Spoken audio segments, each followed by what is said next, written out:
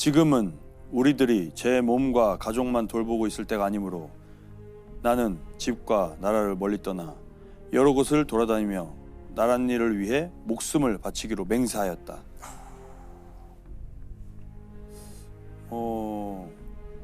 나라를 위해서 진짜 이 한번 바치겠다. 네, 그러니까 완전히 결의가 찼어요 지금. 네. 내 몸만 내 가족만 돌볼 게 아니고 이제 좀 나아가야 한다 이런 얘기인 네. 것 같은데. 맞습니다.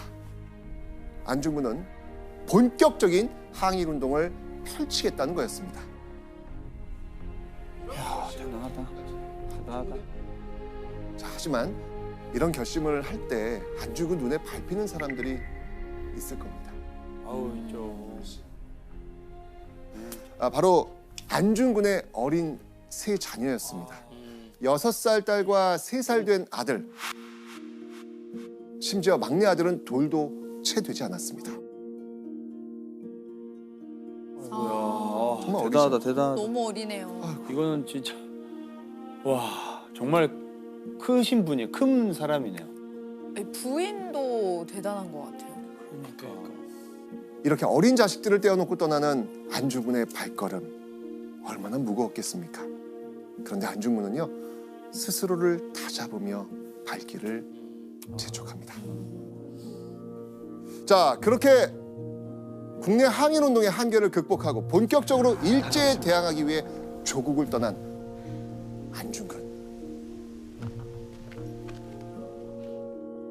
자, 과연 가족을 뒤로하고 안중근이 향했던 곳 어디였을까요?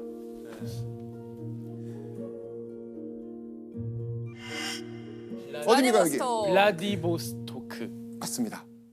기반조차 없는 낯선 땅 연해주에서 안중근이 가장 먼저 했던 일은 무엇이었을까요? 바로 일제에 맞서 함께 싸울 사람들을 모으는 일이었습니다. 근데 이제 해외에서 있을까요? 그때도 찾기가 없었는데. 되게 어려웠을 것 같은데. 쉽지 않죠.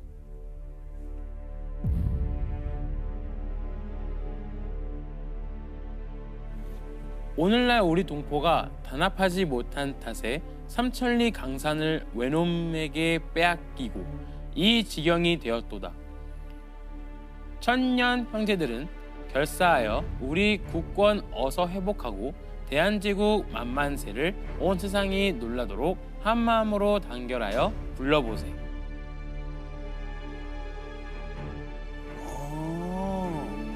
어떤 내용? 신문에다가 이렇게 낸 거예요? 그렇죠. 그러니까 뜻을 함께할 사람들을 구한다라는 거네요. 맞습니다. 안중근의 절절한 심경이 담긴 글에 감명을 받았는지 연해주 동포들이 하나 둘 모여들기 시작합니다. 자, 그렇게 1908년 4월 안중근은요 기존의 연해주에 자리 잡고 있던 인사들과 연합해서 드디어 항일 의군 부대를 조직합니다.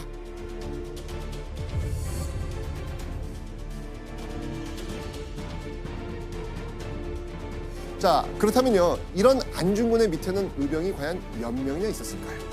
몇 명이나 모였을지 모르니까. 수십 명. 수십 명. 약 300여 명. 우와, 300여 명이요? 엄청 많은데? 교장 선생님이었던 안중근이 총을 쥔 의병이 된 순간이었습니다.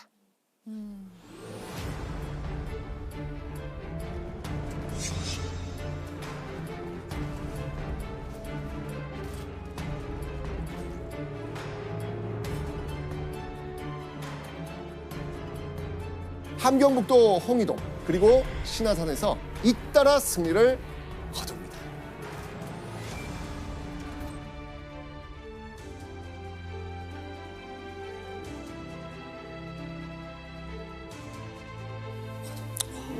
근데 어떻게 그렇게 잘할 수가 있죠?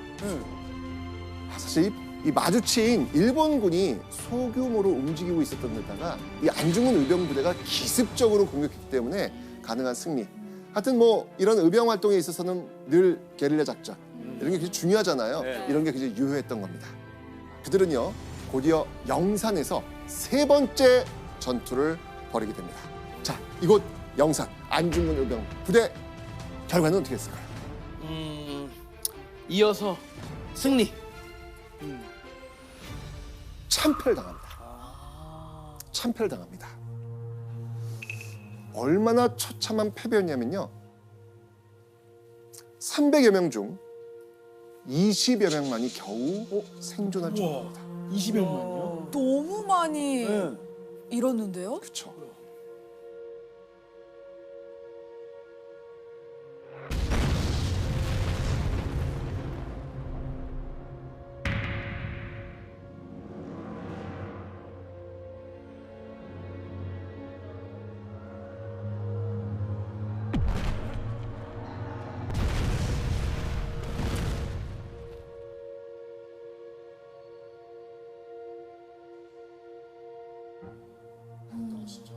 그런데 사실 이 패배의 진짜 원인은 안중근에게도 있었습니다. 패배의 원인? 네. 사실 이 홍이동 신화산 이 앞선 전투에서 안중근 부대는요 승리했다 그랬잖아요. 네. 이 과정에서 일본군과 일본인 상인들을 포로로 붙잡게 돼요.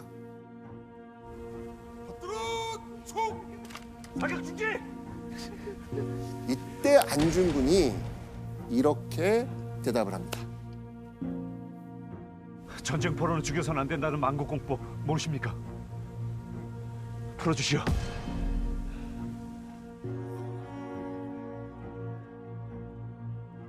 자, 이 국제법에 따르면요 전쟁 중에 사로잡은 포로 어떻게 해야 된다? 풀어줘야 된다. 맞아요. 네, 죽여서는 안 됩니다. 된다. 안중근은요 이런 원칙과 함께 또 자신이 믿고 있던 천주교의 박애주의도 지키려고 했습니다. 그래서 안중근은 일본군 포로들을 그냥 석방한 석방한 거예요. 거예요. 그럼 그 석방한 그 군인들이 위치나 등등 상태를 다 보고를 한 거죠. 그렇죠, 아. 그렇죠. 안중근에게 풀려난 일본군 포로들이 안중근 의병부대의 위치를 일본군에게 알린 겁니다. 위치를 정확하게 파악하고 기습적으로 공격해온 일본군에게 안중근 의병부대는 너무나도 쓰라린 대패 참패를 당했던 것이죠. 교수님. 예. 그럼 이제 안중근은 이 포로들을 좀 살려두고 이게 좀 풀어주고 이러면 이게 좀 위험하다는 걸 좀 알지 않았을까요? 근데 어떻게 된 걸까요? 알았을 거는 같은데 네. 자 그렇게 해서 풀어줬습니다.